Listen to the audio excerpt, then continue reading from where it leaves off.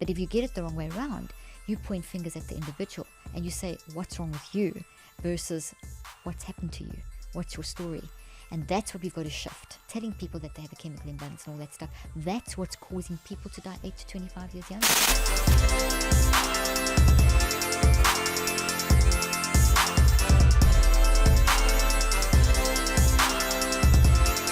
I want to start off by asking you an important question, and a lot of people have been asking about this since you've been on the show. Like when I'm out doing interviews other places, people ask about this distinction. So I want to ask you about, a lot of people believe that the mind and the brain are synonymous, but there's actually a difference. Can you talk about that? Oh, absolutely. So I've got a model brain here for the model Shawn show, model brain show. So the brain is our physical component, and if we think of it this way, if you had someone dead sitting here with us now, their brain wouldn't be doing anything. And this is quite significant if you think of that. And you sort of think, well, what has that got to do with brain, mind and brain? But your brain can't do anything without you being alive. So if you think, what is the thing that actually makes a brain do something? It's the fact that you're alive. So that's what the mind is. So it's a different way of looking at the mind. The mind is your aliveness.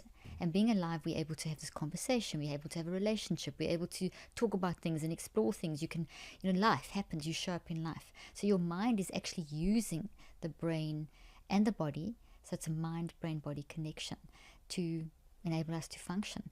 So as we're sitting here now, we are making, between the two of us each actually, making somewhere between 800 and 1 million cells every second, literally.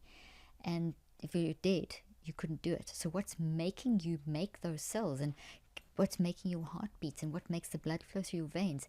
It's your brain. It's your mind making the brain work. So the brain really is just the physical substance. It's a very complex organ. We don't know that much about it. We know a fair amount, but not that much. But the mind is actually the most obvious kind of thing, because it's our aliveness. And people often say that consciousness is the hard question of science. But consciousness is one aspect of 3 parts that the mind has. It's only one part of mind. It's the smallest part of mind. And is it that difficult to understand? Because both of us are consciously aware of being awake. Those people that are watching and listening now, they're consciously aware of watching and listening and being awake. So consciousness and the rest of the elements of mind, which we can dive into, are the most obvious. It's not the hard question of science. I would say it's the most obvious question of science, because the product is sitting right in front of you alive, functioning in life. So does that kind of make that distinction? Absolutely. So I'm going to ask a very rote and maybe a little bit simplistic question, but go ahead. Where is the mind then? So it's an excellent question. So we have what we call the biofield, and that's really just your gravitational field that is around you. We're not floating at the moment because of gravity. So we have gravity. We can't see gravity, but we can see the product of gravity, which is us sitting and things not floating. So we don't see mind, but we see the product of mind, us communicating, you responding, you thinking of your questions, me thinking of my answers, us, you have a family, I have a family. That's all are the evidence of mind. So the mind, if we had to use science to explain the mind, we could measure it with gravitational fields. So what we have found is that each of us has our own unique gravitational field that is unique to you as a person. And it's not just around you, but it's in you. How far out it goes, we're not absolutely sure. But there's an electromagnetic field as well that works with the gravitational field. And that's what we pick up inside the breath, the blood flow, the cells, the heart, the lungs, everything about the lifeness of us is being driven by these electromagnetic fields and gravitational fields and energy fields, which we would call quantum. So you can use quantum physics, classical physics to explain this energy force. So when someone dies, we weigh a little bit less. It's just under 2 pounds less something like that, when we die. So there's something that moves out, and then the body starts immediately disintegrating. The instant someone starts is basically that life is gone. The body starts to disintegrate, and the brain. So mind is your life. It's this life force. There's so many philosophical and spiritual routes we can go down, but it's super interesting to explore that as well. So that's kind of, does that make sense? Of course. I mean, the thing is that we tend to be very seduced by what we can see, and that's the limit of our kind of human awareness where we are right now. Because for years, I mean, one of the most fascinating things that I saw there's so much more research being done about the heart brain as well. So all this Yes. electromagnetic Connection. connection going on with the heart, the neurons found in the heart, but this tube torus, right? This kind of field that expands Yes. even from the human heart as well. There's so much Exactly. more to us that Oh, we so can't much. see with our Exactly. certain spectrum of vision, but we're so much more expansive. And so to consolidate things and say that it's all springing from the brain itself is kind of a limited thinking. It is so limited because, Sean, if we had to come back to the dead analogy, if we had a dead person sitting here now, and let's say that we had that dead person's brain in our hand, kind of a gross analogy, but I mean, it does kind of catch your attention. We could stare at that brain all day long, and it would never produce a thought. It would never produce an action. It would not be able to make that body that it's attached to, if it was still inside the body, do anything if you did. So the fact that we can put technology on a brain and see a response is exactly that. It's a response.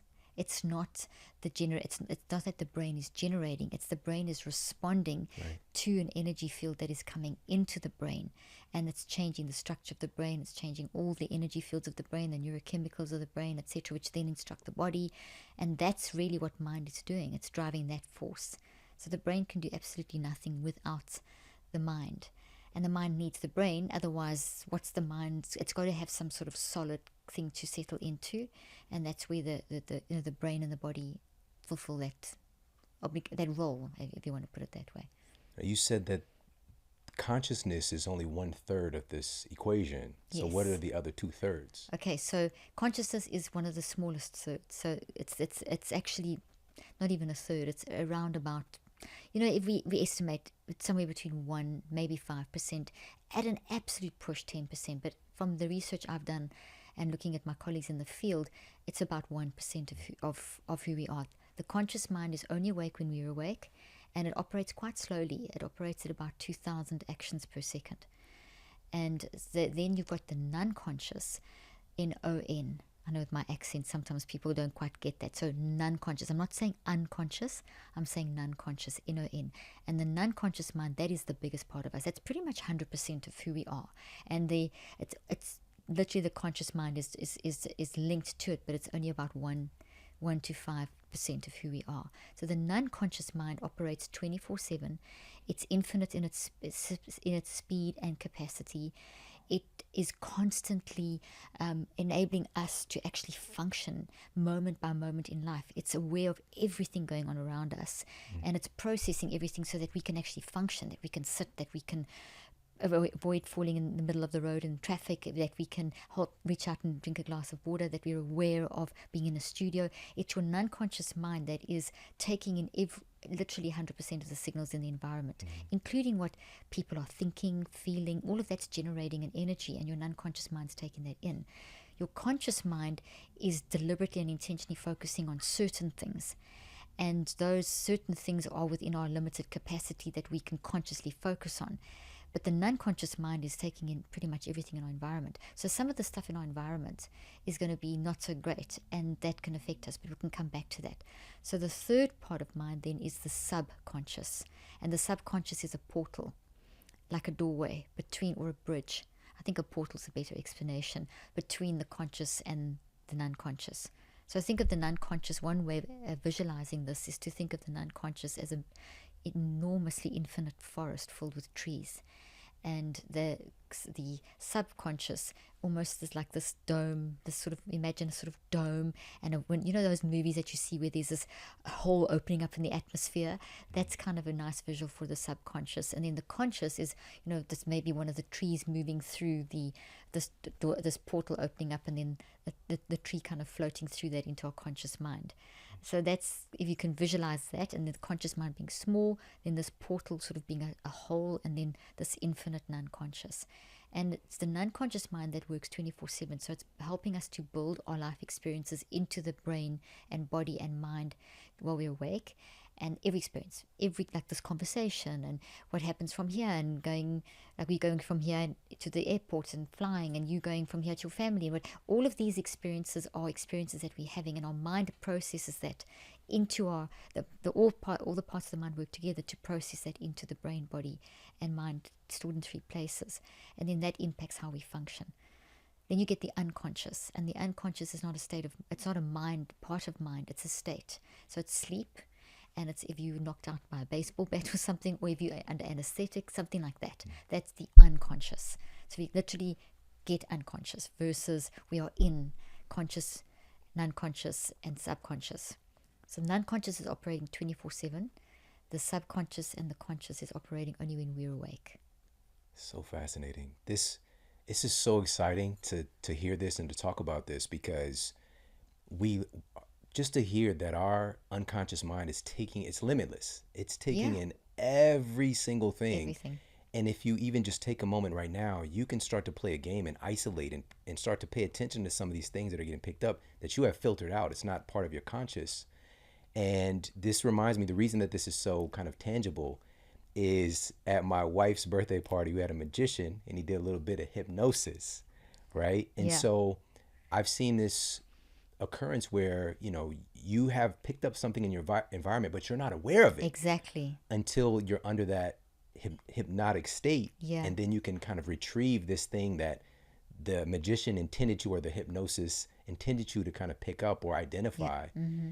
It's so fascinating that we are just recording everything like that. But there are some people who have the capacity to recall all this stuff, right? So those are the people who have that really, it's beyond photographic memory. You know Jim Quick, right? Yes, I do. I just interviewed him today. We did a live together today. He was speaking at the biohacking conference. Of course you did. But somebody that he had introduced to me many years ago, and she was a TV star, and she could recall stuff from like specific dates, like 40 years ago. You know, it's so fascinating. But we have this capacity to kind of dial in, but we are just not trained. And that's what's so great about your work, is like you're giving us an inroads into how all this stuff works. Exactly. You summarize that so nicely. And I like the dial in because it literally is us with our conscious mind, which is limited and slow, but it's got veto power. Being limited in time and slower doesn't mean it's not powerful. It's incredibly powerful. And also all three of parts of mind are serving an important role. So when you talk about the concept of dialing in, we are dialing into what? We're dialing into the messages coming from the non-conscious through the subconscious.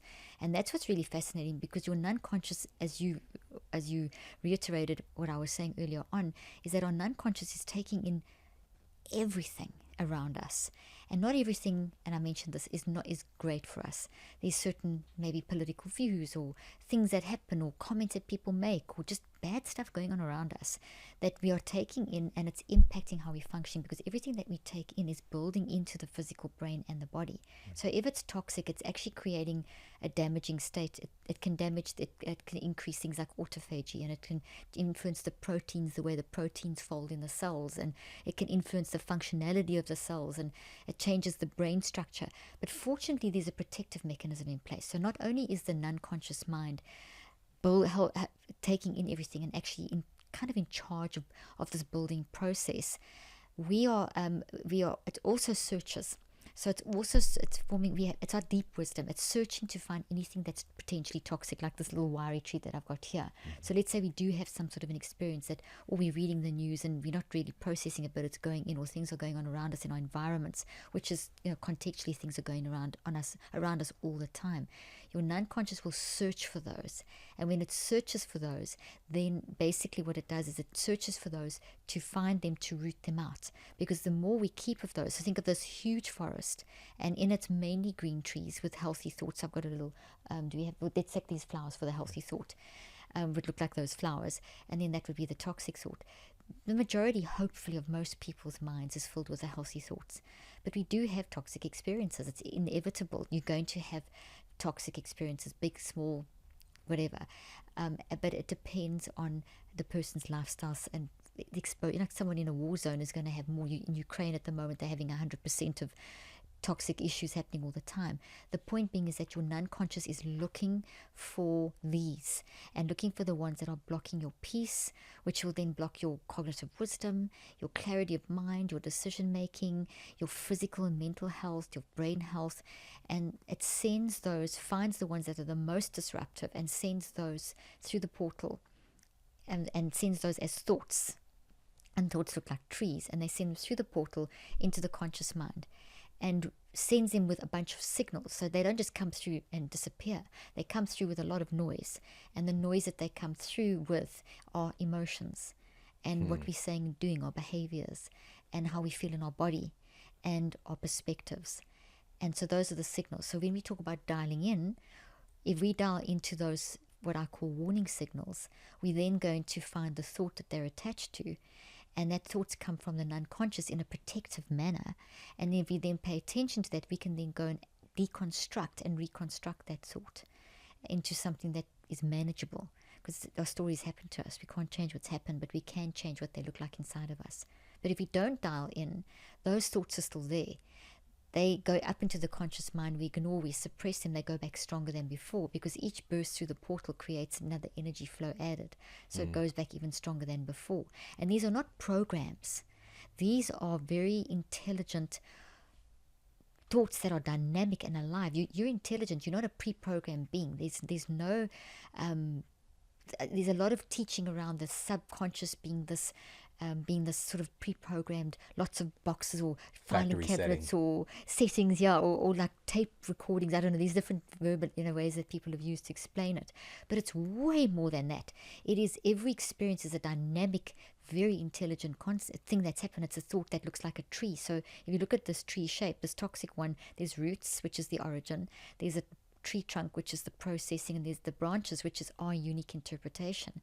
And that is a living, dynamic thing that is driving your functioning. So if you the unconscious finds those, and if you don't pay attention to the warning signals that they are coming up, that are coming up with them, those things will drive you in the wrong direction, drive you crazy. I mean, those are the things that are frustrating us and lead to levels of trauma and levels of battling with depression, anxiety, this kind of stuff. But if we pay attention to them, if we embrace them and process them and reconceptualize them, we reduce the size, we take the energy away, they just become something little, and the healthier way of thinking takes over. Does that make sense? Of course. It's kind of complicated stuff, but when you think about it, it's not that complicated. Yeah. This is so fascinating.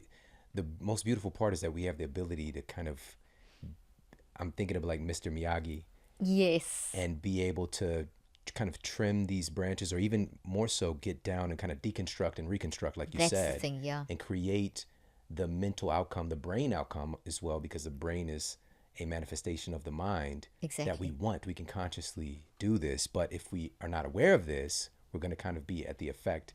And I love this. This is something that I've never heard before. I never heard you say, is that this, what can seem like a negativity bias, if we were conscious of it, is this wisdom, this inner wisdom where our mind is seeking out things that are toxic in order to protect us. Exactly, you got it. Yeah. That's exactly. Because we in a day and an age where we are literally taught to be suspicious of our emotions. And in being suspicious of our emotions, they are allocated a category. Either they're good or they're bad. And if they're bad, there's something wrong with you, your brain, your chemicals, your genes. There's something wrong with you as an individual, and therefore they're symptoms of an illness that you need to suppress. And that model has taken away people's ability to be human, literally, and process through the emotions of life, which we have to. It's all part of repairing and growing. But if you remove that from people, it creates a lot of dangerous trauma inside the brain and the body that no kind of supplement or great diet or whatever is going to actually fix. It's your mind that's got to drive the process, and then those other things come alongside and support. Because you have to, obviously, as you so clearly explained with your work, the diet is so important. But if you don't have your mind right, you can lose 86% of the good advice that you're giving someone in terms of what they're eating. Most people don't realize that nutritional ability of your body to absorb nutrition is coming from the way that your mind is working. So we have to monitor and manage our mind, which is what I talk about, mind management. Yeah. And by the way, I just want to throw this out there. The person with the superior autobiographic memory that I mentioned before is Mary Lou Henner. So she was an actress back in the day. I remember that vaguely. I read about that. So that's an exception. They used to call that kind of situation a terrible name. I'm sure you remember it, idiot savant, which is just like, and it was used for a whole category of people that would do these really like different things, that they would call all kinds of stuff. So there's all different ways. Some people do definitely can have maybe a bigger portal that they can actually access stuff quicker and remember just the way that their unconscious mind stores memories, etc. So and people also can train themselves to remember a lot more. As you know, with Jim Quick, I mean, his story of being traumatically brain injured and landing up being able to do what he does is a story of how we can train our minds and train our brain. That's a new oxymoron. I didn't know idiot savant. That's a new one for me to put that together. It's actually a terrible one. It's an old, we used to use it way back in the sort of 80s and 90s, and I think they've dropped it now because it's quite insulting if you think of it. Of course. Well, it's a terrible name. This really brings us all to this point. Your data has shown that the way we use our mind is actually predictive of our success in life. Yes. Yeah. So what do you mean by that? Well, I think let's start with defining success. And most people will think success is being really good at your job, being financially, wealthy, being an influencer in our current language or lingo, and a lot of external stuff. But it's not. It's a sense of peace from what I understand from my research and just looking back in ancient wisdom, going back in looking at philosophy and looking at ancient texts and that kind of thing. Success is not physical stuff. Those are just the kind of add-on benefit. True success is a sense of peace within you, because when you have peace, things are working like they should, and you can deal with the ups and downs of life. You don't expect to be happy all the time. You're not pursuing happiness. You are actually pursuing the meaning of life, which is very different. And happiness happens to be one of those things that comes along like maybe the nice car or something like that. But this pursuit of happiness with the positive psychology, this pursuit of constantly being like an avatar, where you've got to be happy all the time, and as soon as you're not happy, you're sick. That philosophy, which has been growing over the last 56 years, and got really bad in the last 38 years, is dangerous. And it's created, for the first time in history, we have people, well, not the first time in history, the first time in modern generations, where we've had modern science and medicine that can keep people alive longer. We had an upward trend of people living longer. That's now reversed. And that trend started being picked up in 96. And it's been confirmed periodically over the years.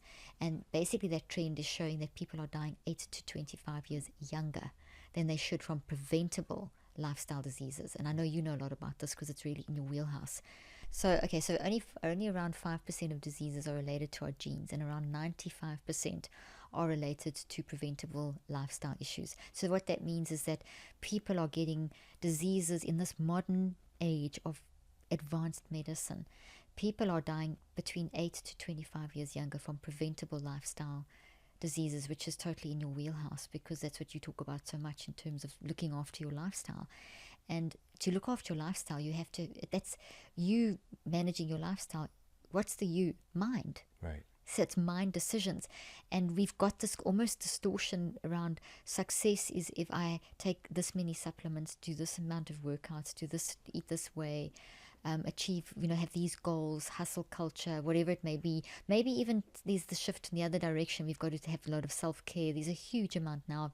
We've gone from hustle culture. Now the next phase is make sure you have a lot of self-care and taking time off. I mean, you watch the social media. We've watched the trends from hustle to succeed, and now it's gone in the other direction. All of these are people, it's humans saying, something's wrong. We swinging from one extreme to the next. Balance is obviously, homeostasis is the whole functioning of our body, and that's what the non-conscious mind's forever looking for, a homeostatic balance. So anything toxic upsets that balance. So we have a mechanism in place in our mind, brain, and body to be able to generate these signals. And if we pay attention, I'm getting tremendous gut issues, or there's a persistent pattern of complaining, or there's a persistent irritation or something like that, we shouldn't be ignoring those. We also shouldn't be throwing a positive affirmation on top of them and thinking, okay, I'll just bury them with an affirmation. I'll bury them with a psychoactive drug, which is what antidepressants and psychotropic drugs do. They're not disease.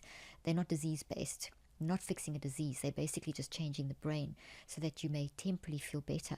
But that's not the solution. The path to success, the path to greatness comes from processing. It doesn't come from suppressing. And so that's where I see success. A successful person, in my opinion, is someone who's able to look at themselves now. How am I functioning now? And how can I improve that? And how's it impacting me physically and mentally? Because how I function is going to impact me in the world, because it's not about me, it's about me in the world. But I'm going to have to put my own oxygen mask on and very quickly put on the next person's oxygen mask. So then how's me affecting my loved ones and my environment and my work? And it's that monitoring process, that self-regulation, that's mind management. And in that, we then change our lifestyles. And as we change our lifestyles, we then can start changing these statistics, because we now have this 8 to 25. And what the 25 end, Shawn, is frightening. That's related to people that get a diagnosis. So people that have a mental health diagnosis, and we can talk about diagnosis and how valid they actually are when it comes to mental health, they are the ones that fall into the 25-year bracket. So if you have a diagnosis, generally you'll have more than one, because it'll start with maybe I'm sad, I'm depressed. Okay, you got depression. I can't, they take antidepressants, they can't focus, so now they go back and now they have ADHD. And there's a drug attached to each. Or then they say, hey, this is not working, it's making me anxious. Okay, another diagnosis, another drug. Before you know it, we're in an era of polypharmacy and multiple diagnoses. And that's changed in the last 38 years. It's been a growth factor, and it's actually made things worse. So people living in that, under that, which is pretty much the whole planet at this stage, except for the developing countries which don't have this model, that people that are getting that kind of diagnosis, they are the ones that are dying to 25 years younger than they should, up to 25, I should say, years younger than they should. And then we talk about Gen Z. It's the first generation growing up. You've got your children are, your daughter is, how old is she? So I have a 26, my son is 22, and my youngest is 11. You got 3 kids. I've got 4 adult children. You've got 2 adult children, and they basically, the Gen Z is your young one, and Gen Z and Gen Alpha. Gen Z is your 2 elder ones are Gen Z. Your younger one is Gen Alpha. So basically, what we're seeing is Gen Alpha and Gen Z are the first generations to grow up thinking that if I'm sad, there's something wrong with my brain, and medication is a normal route.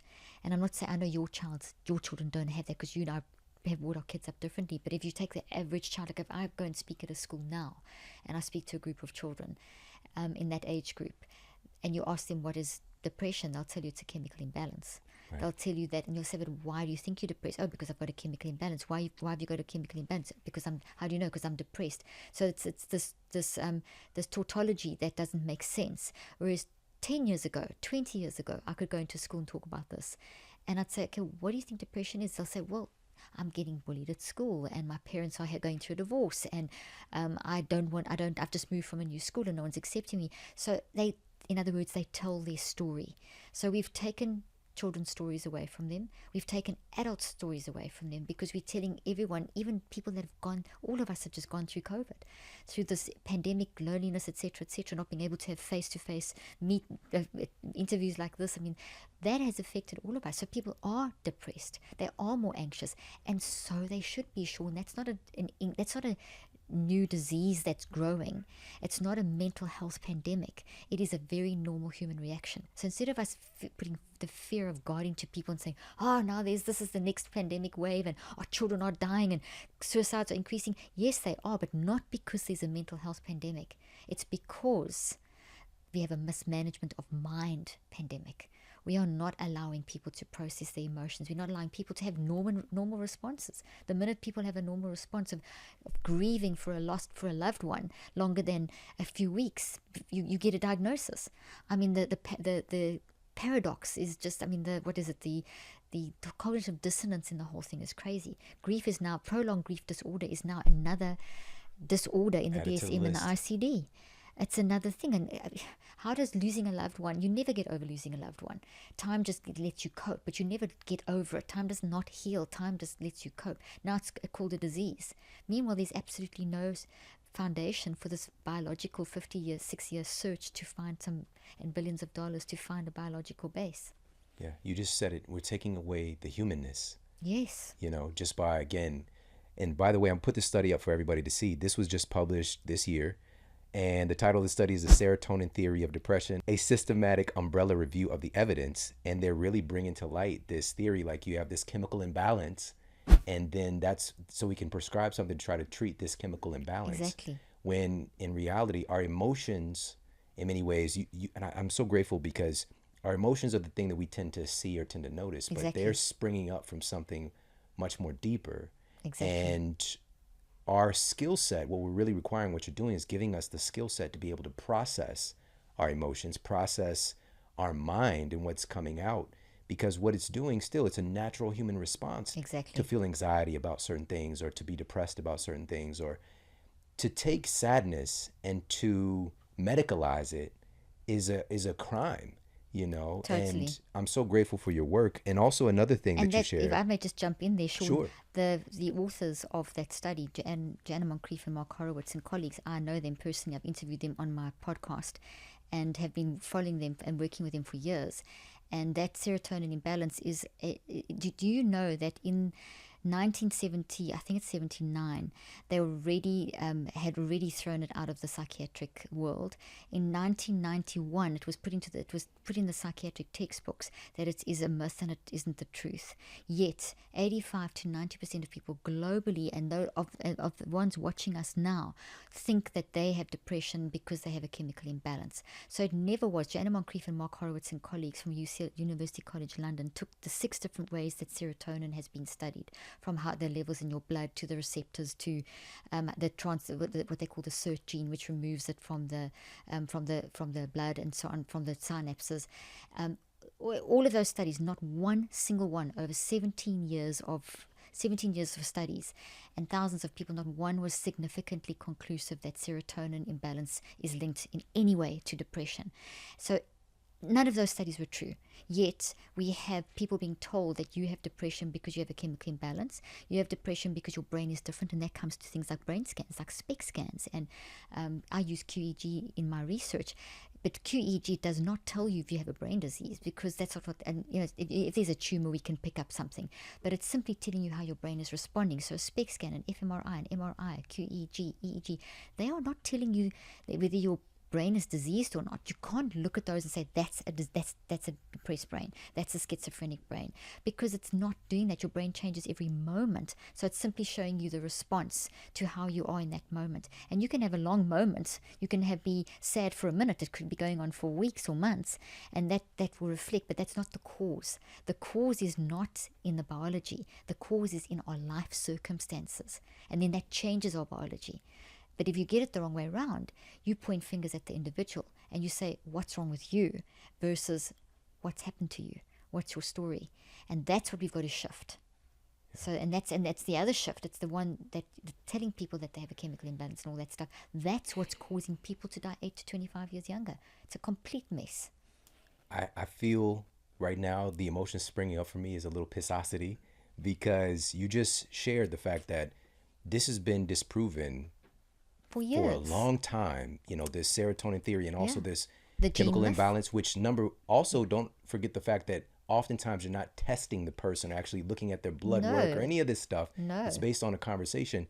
But the point is, And you can't even test for it, Shawn, because, sorry to interrupt you, but the studies, there's not a test that you do. You have to actually do research to look at, Right. and even then, it's simply a guesstimate, because you don't really know what it's doing with all the other chemicals. but then we wouldn't have this market of SSRIs. Well, exactly, and we wouldn't have, and then the gene myth, and that it's heritable, that schizophrenia is heritable, and it creates fear, it creates expectation. So people, it's environmental. We have to look at our society. We have to move it away from looking at the individual, that you have depression, there's something wrong with your brain and your chemicals and your genes, to what's going on in your life, what's the environment, what's the impact of the environment on you. Because you're not broken. Exactly.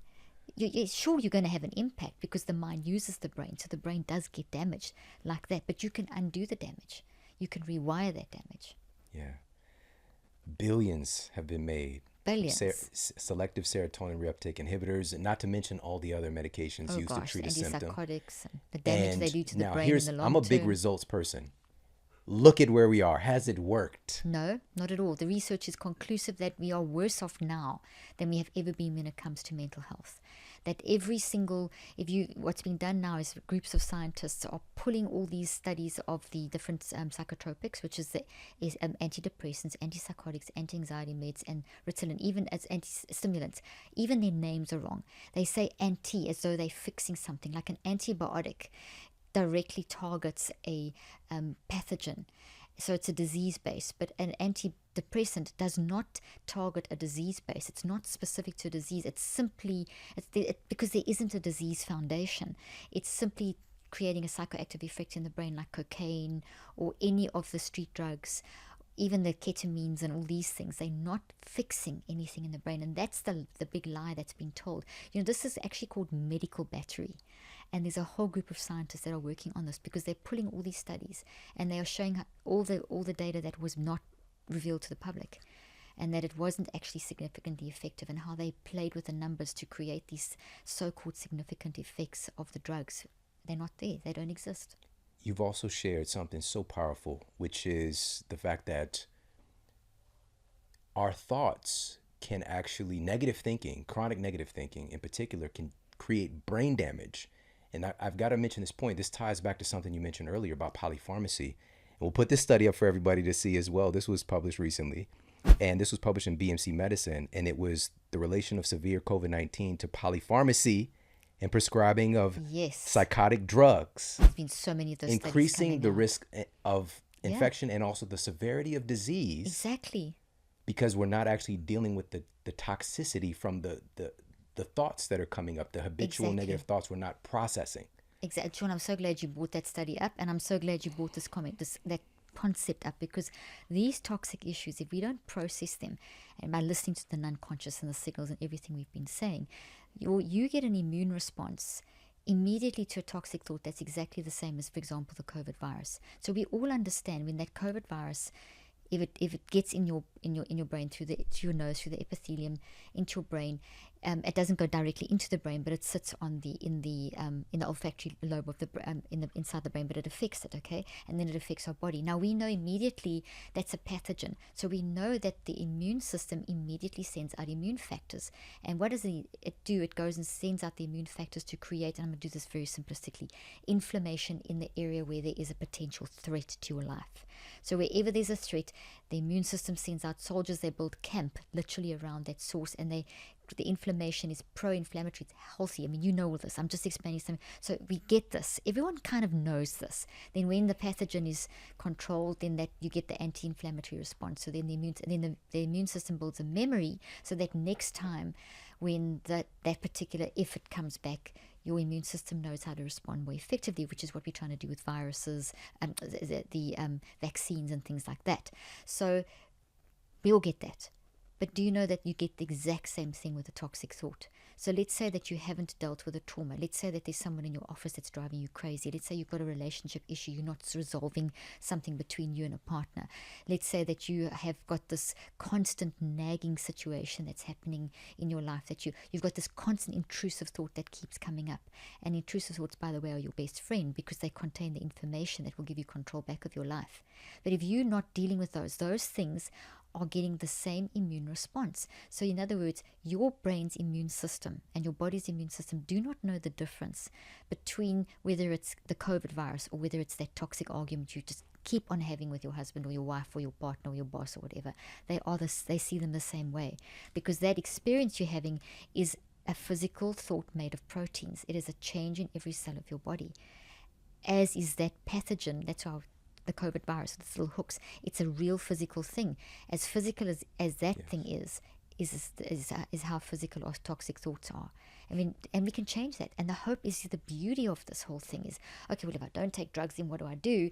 And if I don't, my diagnosis made me feel more comfortable. The drugs help me. I know this is what's going through some of the viewers and listeners' heads. And yes, for a moment in an acute situation, you just gone through a terrible trauma, maybe to numb your emotions for 24 hours or 48 hours, or maybe as you need in the first couple of weeks of a trauma. That's understandable. It's like you're taking ibuprofen for a bad headache. You're not going to live on the ibuprofen. You're going to take it in the moment. But your body can't sustain taking ibuprofen in the long term. You will have problems with all different parts of your body. By the same token, we need to address that with how we're managing our emotions and how we're managing our thoughts and the emotions and behaviors and things that they generate.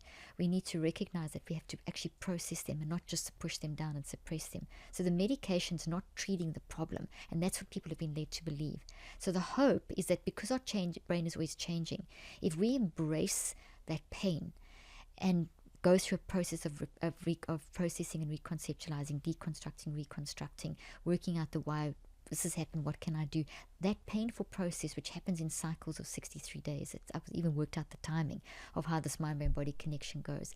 We then can allow our immune responses of our bodies to also get healthy. So there's tremendous hope.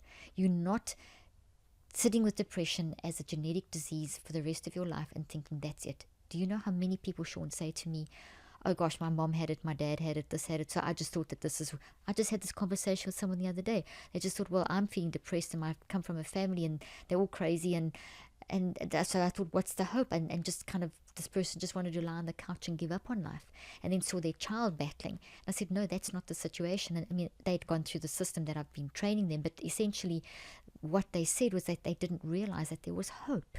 They didn't realize that this is not genetic, it's environmental. I'm seeing my parent go through this. My environment is maybe poverty-stricken, socioeconomic, trauma, whatever. So the combination of the environment and the epigenetic factors of seeing your parents go through it, etc., activates that response. And so it's not a genetic thing, it's epigenetic, which means it's environmental. It's the environment that's influencing. You've interviewed Bruce Lipton, I think, so you understand epigenetics. He's great on epigenetics explanations. And so it's the environment that's affecting us. So if we can remove that and say, okay, it's your context of your life, that's your narrative, that's your story, how can we change it? So there's hope, because you can change your brain. Your brain is never the same.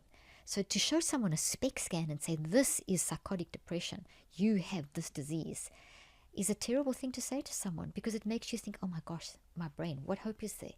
And the research shows, and Joanna Moncrief and I talk about this in one of my interviews, that the research shows that if you think that if you get given a diagnosis, your initial response is positive. Oh, that's why I'm like this.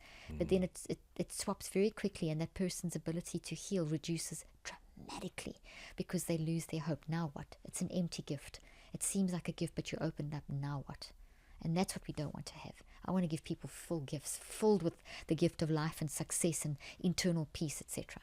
Yeah, that's what your work is all about, including your amazing book, Cleaning Up Your Mental Mess, which people need to get a copy like yesterday. And also your podcast. There's a copy right there. Of course, you can pick it up anywhere that books are sold. And your podcast by the same name, Cleaning Up Your Mental Mess, one of the top podcasts in the country as well. And, today we're really dissecting the core issue here and really bringing it up, kind of springing up a new thought tree for folks. And putting the power, a healthy one, and putting the power into your hands to change. Because also one of the last things you just said is that it's so malleable. Like these are things that can change so quickly. It's just about time to get to work, especially right now. Exactly. And, I'm so grateful for you. And can you let everybody know where they can follow you? And of course, mention the name of your podcast and books again. Thank you, Shawn. You and I always have such good discussions, and the time just seems to fly by. So thank you for having me on again. I really appreciate it. And my podcast handle, all my social media handles are Dr. Caroline Leaf. My podcast is called Cleaning Up the Mental Mess. And you can find me at drleaf.com, but they can find, once you go to Instagram, you can find, as we know, you can find me everywhere. So Dr. Caroline Leaf. And I have a new book coming out next year, Shawn. I know you have one too. And it's basically helping parents to help their children clean up their mental mess. Because you can teach children as young as 2 and 3 how to manage their mind. And that's what's very powerful to know. What a gift. What a gift to give our children. Yes. And we talked about this. Both of our next books have to do with family and fantastic. Kids. So we're on the same wavelength. We're on the same page. We'll do another interview, both of us, with the next lot of books. Mind management truly is at the foundation of all health management. As Dr. Leaf was detailing, even our outcomes from infectious diseases can be exacerbated by dysfunctional thinking. And for a little bit of proof, we have some new peer-reviewed data on this information as well. One of these studies, this was published in the journal Brain, Behavior, and Immunity, demonstrated how mood disorders dramatically increase COVID-19 risk and potentially make your body's disease response equal to that of an elderly person, which, as you know, was a particular demographic who was disproportionately susceptible to COVID-19. The researchers noted how mood disorders can create abnormal senescence in our T lymphocytes, dysfunction in our immune system memory cells, and increased pro-inflammatory cytokines. She said something so remarkable that I don't want us to miss, which is wherever dysfunction and toxicity is going, whether it's from an external insult or from our own chemicals that we're producing via our thoughts, it's going to drive inflammation. Inflammation is not something negative inherently. It's a natural response of the body to bring about the conditions for healing or protecting the body from what's deemed to be an insult or an intrusion. Every single thought that we have creates correlating chemistry in our bodies. We can elicit the release of stress hormones that can drive dysfunction, but can also serve us. Stress hormones are not inherently bad in and of themselves either. These stress hormones can get produced in order to drive us to behaviors that can protect us, that can help us to elevate, to be on top of our game, to get a project done, to do something that needs to get done with our family. It's not that it's all bad, but when it's being hyper released or chronically released, that's when we can get into a place of dysfunction. Because one of the great things that I learned from Dr. Leaf is that the human body does not have a design that is nurturing or catering of toxicity. The human body is not designed to have continuous insults. The way that we're designed, our brain and our bodies, do not hold up well or facilitate rampant toxicity. Yes, we are resilient and we have the capacity to process things, but our bodies are always seeking to get back to homeostasis in a state of regeneration, a state of symbiosis, a state of growth. We have a design that is conducive to balance. And so having thoughts of constant pain and anguish and disempowerment and depression, this is creating a dysbiotic situation in the body itself. If we're talking about, of course, the microbiome, but truly just within the cells of our body itself, because our thoughts don't even operate in isolation. Every thought that we have impacts every cell in our bodies. That's how we're designed. It can't help but be that way. But we tend to think about these things in these isolated components because that's the way that our system of health and our understanding of even anatomy, everything has become so compartmentalized. Each part of you has a different specialist who oftentimes doesn't communicate with the rest of the specialists. And so we have this situation where we don't really understand that we are one whole entity. Our body and our mind are inseparable. But the mind has been pulled out of the equation in recent years, but now it's making this resurgence. Even going back to the father of modern medicine, Hippocrates said, it's more important to know what sort of person has a disease than to know what sort of disease a person has. At its core, he's talking about the power of the mind and how our perception of reality, our perception of ourselves is going to deeply impact our health outcomes. He's literally saying the father of modern medicine. He's talking about the power of the mind. And yet, over time, over these centuries, the mind has been more and more pulled out of the equation, and everybody is subject to what is called, quote, standard of care. Standard of care. We're not looking at the underlying mechanisms, the underlying thoughts and perceptions that have caused us to take certain actions that might have contributed to the manifestation of a disease. We're not looking at what sort of person has the disease anymore. We're just looking at the disease itself and treating the disease, treating the symptoms of that disease. And that is not real healthcare. That is sick care. Real healthcare starts from within. Truly, if we're talking about something tangible in the sphere of science, your body does the thing. Your body heals the problem. It's not an outside object. It is your body's interaction with that thing that creates the result. It is always the intelligence of the body in response to what it's exposed to. Now, on a deeper level, that all change itself is truly an inside job. It starts from within. Sometimes, of course, we try to focus on the external so much, and that's what makes it so difficult and what can snap us right back into our habitual patterns that maybe got us into a place where we're not getting the results that we want. It's because we're so focused on the external actions instead of focused on changing from within. And so one of the really remarkable things about Dr. Leaf's work, and I highly encourage you to check out her book, Cleaning Up Your Mental Mess, she talks about the neurocycle and being able to get in and actually change and get to the heart of where our thoughts are coming from, being able to intentionally change our minds. And our minds, coupled with our beliefs, determine our thoughts, and our thoughts determine our actions, and our actions determine our results. But what's at the core of it? At the core is the mind. At the core is getting to the place where we're changing our beliefs. And so just giving you a snippet of the neurocycle, number one is to gather. This is going within. This is gathering information. This is being able to have some introspection, right? The tenet is to know thyself. This ancient tenet, know thyself. And we just did an episode really dedicated to reprogramming our mind. And so we'll put that for you in the show notes. Or of course, if you're watching this on YouTube, you could check that out. Right after this episode, we'll put it up for you. But the bottom line is this. We have the ability to look within, and that's really where the answers are going to be. Because within ourselves, we know the cause and cure of the issue already. We know the answers, but oftentimes we're so externally focused that we're looking for someone else to tell us what the truth is.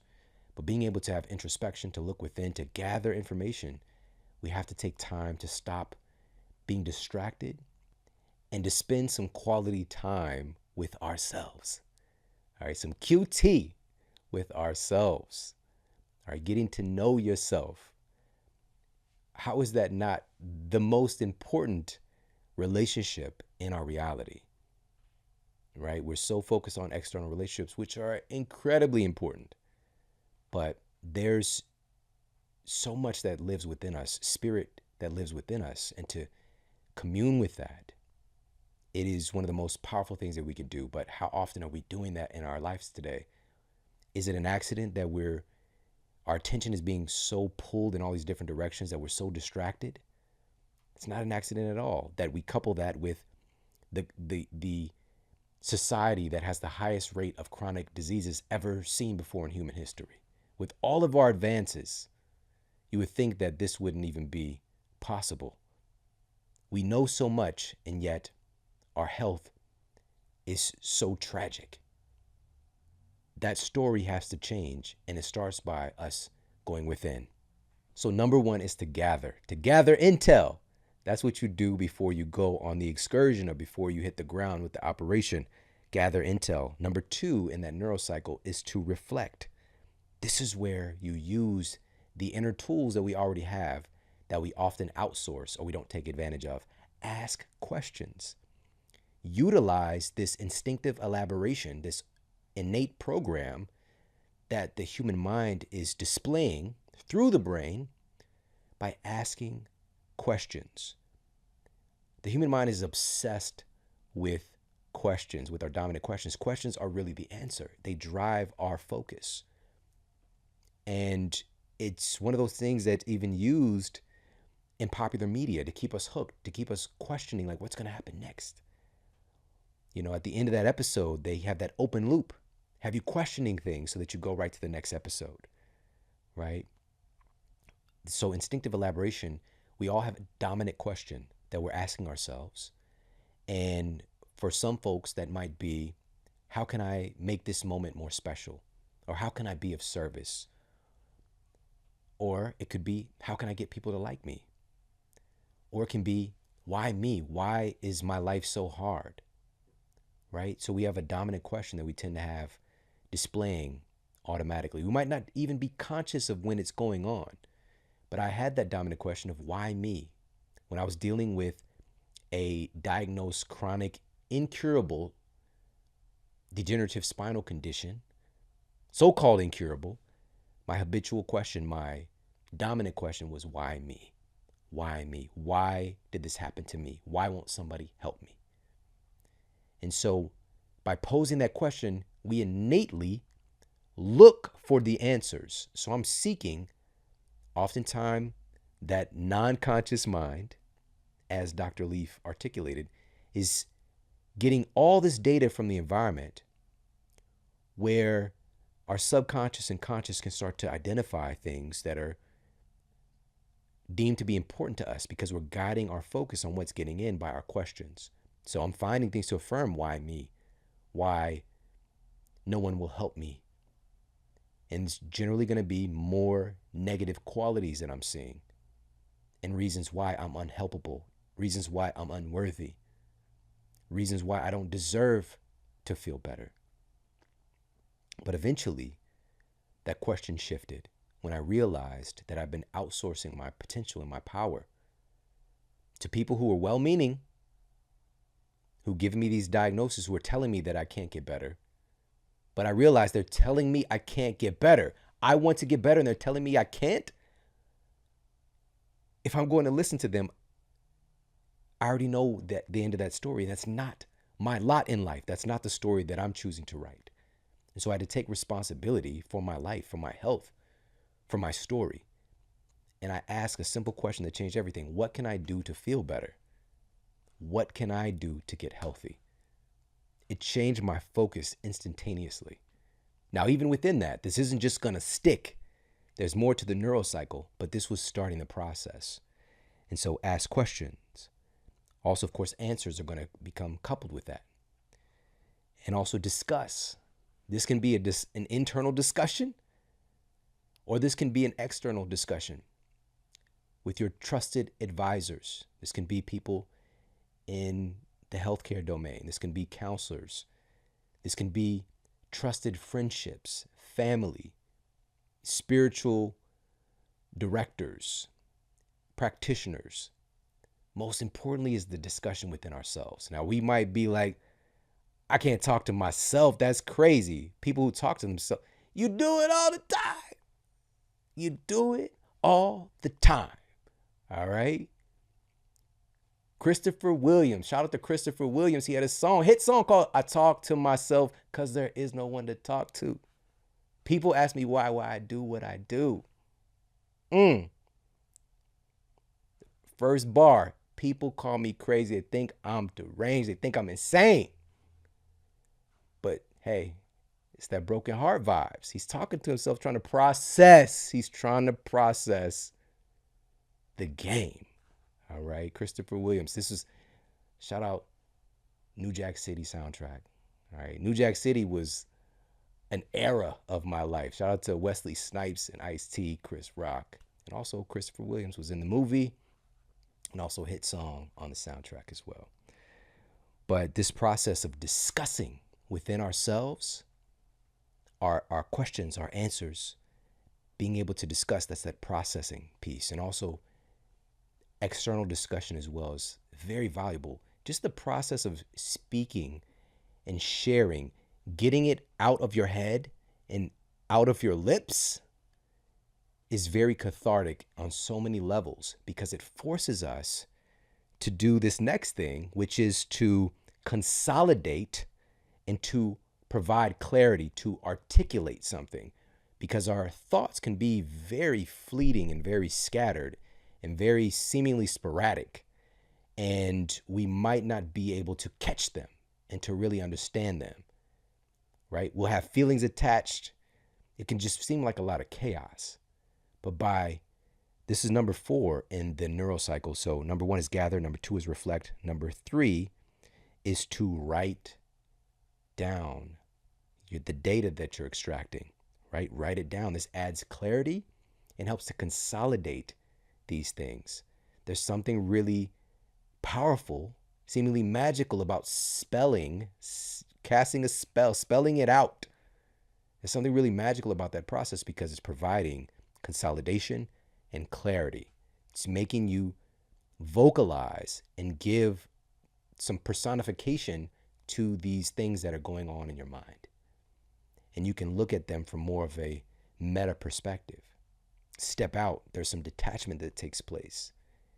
It brings a layer of logic and rationality to things that can seem very illogical as they're rattling around in our minds. So that's another value, again, of discussing it too, of getting that out and discussing it with another person. Number 4 on the neurocycle, and again, this is really highlighted so much more in depth. I'm just touching on it here to provide a little bit more of some action steps today. But number 4 is to recheck. So what I said earlier is I shifted that question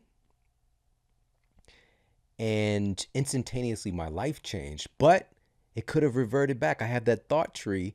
That dominant thought tree was why me? That was still my reality. What had I laid down more myelin and firing that same thought off?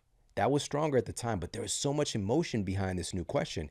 It created a really strong root system very quickly. But now I need to recheck. I need to reanalyze, go back, let life happen, and then retest. I don't just got it. That's another huge mistake in our realities. We think that we just got it. We've got something figured out. You want to be an eternal student, because as soon as you think you got something figured out, something tends to happen. All right, something tends to happen. So stay open. Continue to recheck, especially in the beginning process. Keep going through these steps. Number 5 is active reach. This is the phase where we practice, we apply, and also to really level things up, this is where we teach. It's such a valuable experience. Like, really part of being a human is being able to teach our community, in particular, the younger community, right? To be able to pass on wisdom. But also teaching, there's a sentiment of teaching what you want to learn, right? So being able to share your experience, what you've discovered, and to provide some insight. It might be insight into what not to do, right? Success leaves clues, but so does failure, right?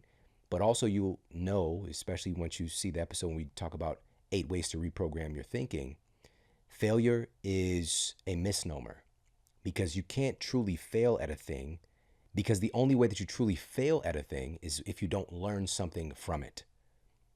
It's an opportunity to learn, to adjust, and to keep moving forward, right? So practice, apply, and teach. But again, she goes much more in depth into the neurocycle in her wonderful book, Cleaning Up Your Mental Mess. I truly hope that you got a lot of value out of this episode. Please share this out with your friends and family. And of course, make sure that you are subscribed to the Model Health channel, all right, on YouTube. Make sure that you're subscribed, of course, on the podcast medium, the audio platform, but subscribe to the YouTube channel. We've got some exclusive YouTube content that we're going to be sharing very, very soon, so you don't want to miss a thing. And also, if you're watching on the YouTube, leave a comment. Let me know what your big takeaway was from this episode. Hey, if you like this video, make sure to check out this video right here. It's not the tactics. It's the mindset behind the tactics. Again, we're so focused on diagnoses, on treating symptoms, and not looking at the mindset behind the actions necessary to transform our health and to transform our outcomes.